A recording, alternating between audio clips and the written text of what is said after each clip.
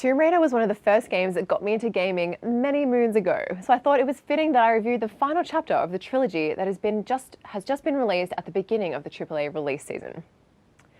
Reminiscing on a franchise that's over 20 years old now, Shadow of the Tomb Raider, developed by Square Enix, is the third-person action-adventure that provides a satisfying closure to what has been a top-tier reimagining series. Tomb Raider and Rise of the Tomb Raider beforehand delivered a unique action series with a huge emotional connection to family and uncovering the truth. The intense, gritty origin story of Lara Croft and her journey from a frightened young woman to now a badass survivor continues in the final chapter of the rebooted franchise. Armed only with raw instincts, insane archaeologist knowledge, and the ability to push beyond the limits of human endurance, Lara makes me feel slightly inadequate as a human being as she effortlessly fights to unravel the dark history of the evil corporation, Trinity, Dr. Dominguez, whilst uncovering all of the answers to the mystery surrounding Silver Crown Mountain. In this ambitious finale, Shadow skips the traditional flashback origin story and throws you straight in as if you're already up to speed with the franchise. Set in South America, Lara must prevent a frightening apocalypse by locating another ancient relic, with the assistance of loyal friend Jonah.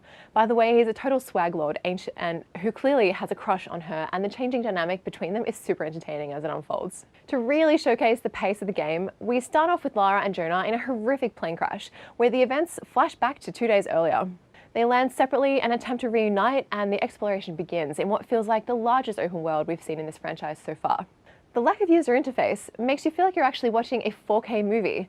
One thing I loved is the initial gorgeous typography tips, and the instructions, also known as world space, is locked onto the environment and moves with a camera perspective. Totally pretty. This game is super dirty, gritty, and wet. And one of the reasons why I love action-adventure games so much, and what Tomb Raider consistently nails, is the stomach drop feeling of vertigo as you jump and climb through the world.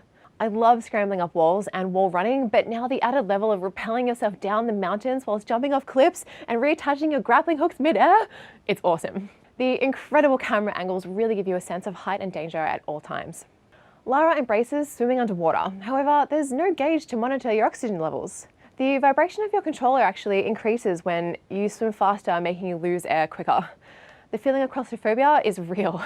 Now, if you're keen for a bit of a challenge, or to make the game easier in my case, I appreciate that you can adjust the difficulty independently throughout the game across the 3 main styles of gameplay: puzzle solving, environment, navigation, and combat.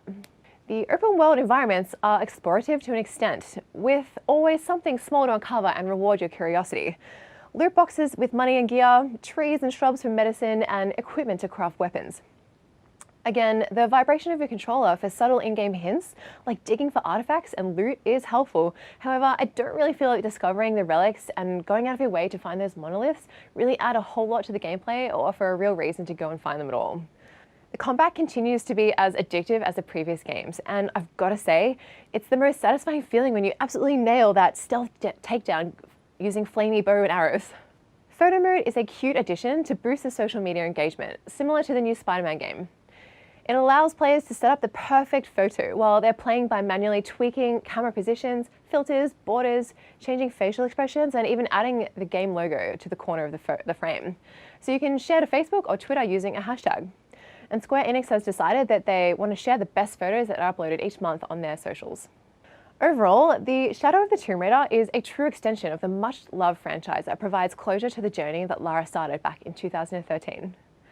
The formula of exploration and puzzles, and don't forget the gruesome slow-motion death scenes, they're all extremely satisfying when you finally nail that troublesome mission. And it's refreshing enough to feel new.